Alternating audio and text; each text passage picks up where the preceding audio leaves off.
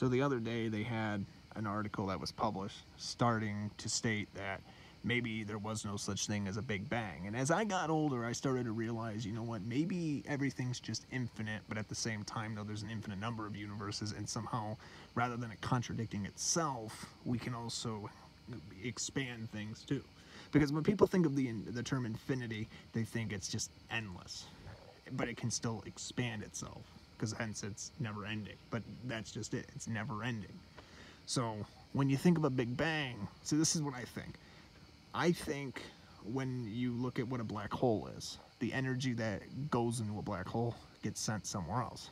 Well, once that energy gets shot out into another dimension, it's a Big Bang. It creates another universe. And I think that's kind of how our universe began, from another dimension. It's proof that other dimensions do exist, and it proves that there's more than one universe. But, and it also explains how maybe that's the dividing point where a singular point can become multiple points in dimensions, like from going from the third dimension to the fourth.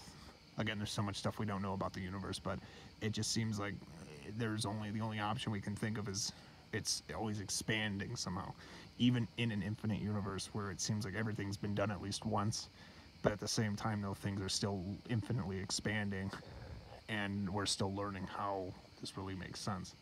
Like the dimensions between spaces and the stars, and we can also understand that everything moves in space. So like I've said before, the first law of thermodynamics states that energy cannot be created, as if like it's, you know, limited.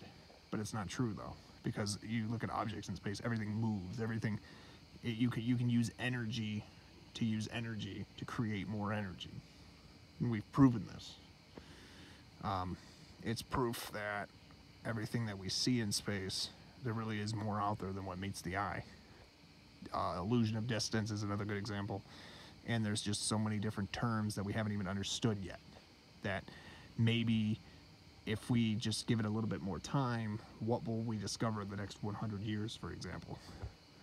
You know, every object in space is bigger than we think it is, hence more energy, and more energy that's been created. So if we are to believe that there's no such thing as a Big Bang, well, maybe we're just looking at it wrong.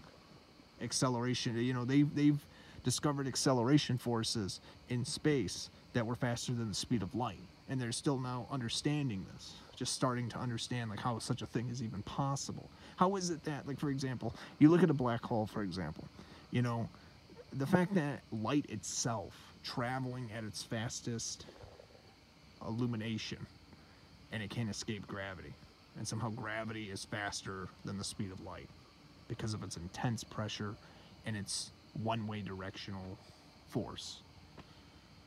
And then it really, you have to ask yourself, energy can survive a black hole, but where does it go though? Something to think about.